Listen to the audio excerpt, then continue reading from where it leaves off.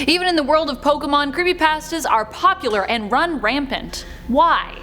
Well, because everyone likes a good scare every now and then, and because nothing can be permitted to remain wholesome and good forever, even if it was intended to be that way. That's right, I'm looking at you, Animal Crossing. Welcome back, my fellow gamers. This is Top 10 Gaming and I'm your host, Amanda McKnight. Pokemon as a game and franchise actually does have within it lots of somewhat scary lore, stories, Pokemon, and even in-game moments to begin with, so it's understandable why fans of the franchise feel inspired to expand the game's foray into horror territory. Today we'll be looking at some of these fan-created stories that are known as creepypastas, internet urban legends if you will, as we count down the top 10 scary Pokemon creepypastas you need to know about. You need to, trust me. Alright, dim those lights and get ready to get spooked by creepy Pokemon. Let's get counting.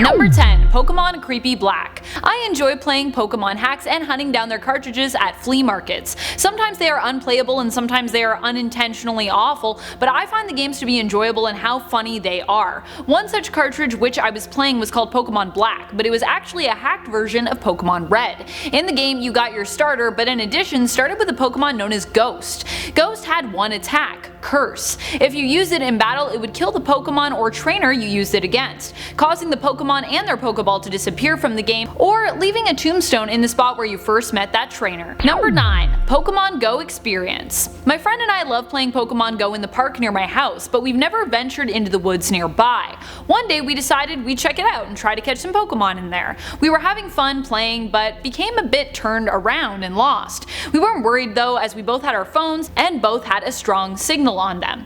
As we talked and wandered around exploring, I looked up to see my friend. He was crying with his head in his hand. He wouldn't look at me, but told me the stairs behind me were scaring him. Stairs, I wondered, but we're in a forest. But sure enough, when I turned around, there they were, a set of wooden stairs that looked almost new. He told me not to climb them, but I wasn't scared and I wanted to check if they were real. They were. When I got to the top though, I felt lightheaded and dizzy. I turned around, but it almost felt as though my body was moving independent of me, as though I was experiencing sleep paralysis and couldn't control myself. Then I noticed giant, humanoid pale spider legs in the corner of my eye, climbing up a tree next to me. I recovered control and bolted out of the forest with my friend in tow. Needless to say, I have yet to return to that park anytime soon, and my friend still won't talk to me because he's still so freaked out. Number 8. Pokemon Gray. One day when I was going to play Pokemon, I noticed a cartridge among my games that didn't seem familiar. I'd never seen it before. On it was the name Pokemon Gray, and it seemed to be made out of something other than plastic, something smoother and harder. But it fit in my console just fine, and I booted it up to check it out, as I'd never remembered getting it or hearing of Pokemon Gray ever before. The load screen and gameplay were different. Everything was darker, and all the characters in Pokemon seemed to be skeletal versions of themselves. When I went to select my starter Pokemon, Professor Oak told me after I picked the skeletal Bulbasaur that there would be a price, and that Bulbasaur was not complete. He needed something from me. My bones. I shut the console off immediately and threw it against the wall. When I got enough courage, I went to retrieve it and checked out the cartridge. It had a crack in it, and that's when I noticed that it was made out of a different material than the others. It was made of human bone. Number 7. My friend Banette. Her favorite gift that she had gotten for her birthday was the Banette Polka Doll. It was so cute. She promised that she would take it with her everywhere and never leave it. But years passed, the doll became worn and was swapped out for newer toys. Eventually the girl who owned it got older and parted with the doll, throwing it into the trash. The trash, Banette thought as she lay discarded. I don't think so. When the girl got home, she saw Banette sitting once more on her bed, surrounded by a bunch of other dolls and plushies which had been torn apart and decapitated. She was too confused to react as the Banette seemed to come to life, surprising her. It leapt, feral, attacking her and mauling her face. She was dead before she could do anything. Never again would she abandon any of her dolls. Number 6. Charmander, is that you?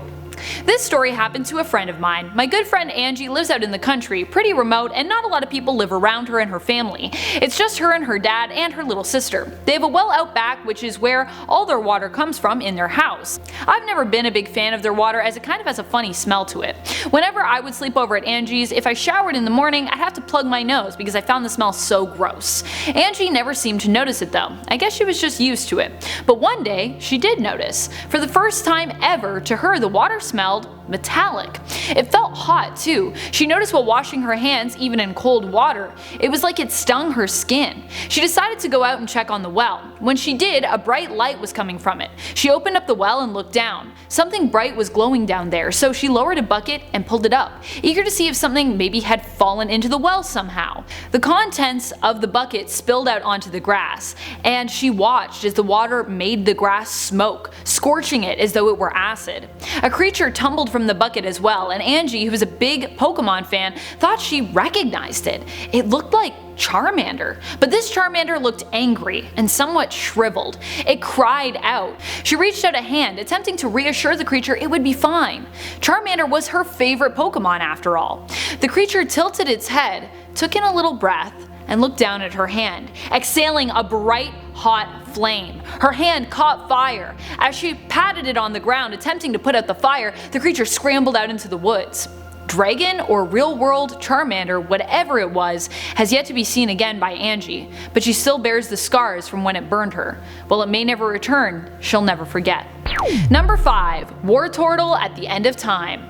My friend Charlie's brother Travis loved playing Pokemon. He prided himself on being the best trainer and made sure he always collected every single Pokemon in the games. He always bragged that he was the best in Pokemon battles, no matter which Pokemon game you were talking about: Red, Diamond, Ruby, Silver, Pokemon Go. He prided himself on being number 1. Or he used to. He doesn't play anymore, and when I asked Charlie why, he told me that something had happened to Travis while playing. Apparently, while playing Leaf Green, Travis said the game glitched out. The screen went black and then opened up on a very old looking Wartortle. The Wartortle said that he was an immortal Wartortle who had been alive since the first days of Pokemon, and its spirit had lived even beyond that. The Wartortle survived in the game by feeding off of gamers' souls. It found that the better someone was at the game, the more nourishing their souls were. It had come, it said, for Travis's soul. Number 4. The Haunted Woods. The woods near my house were always quiet, until one night. I was walking home after playing at a friend's house. It was getting late and darker outside by the second, so I decided to take a shortcut through the woods. That's when I started to notice a whistling sound. I don't know why, but I was curious. I felt compelled to wander towards it, as though it were calling me. Later, I would realize why. It was the children's spirits. They only wanted to play. They only wanted more friends. But I became lost in the woods. Lost as they had been lost before me. I never found my way out, collapsing on a stump, starved and thirsty as my organs began to shut down. My spirit merged with the stump then, became fused to it, and I too joined the whistling in the woods with my new friends as another ghostly phantom. Number 3. Buried Alive Model. It is rumored that the original final story of the Pokemon Tower featured a boss, originally known as the Buried Alive Model, but that the character was later replaced with the Marowak ghost instead.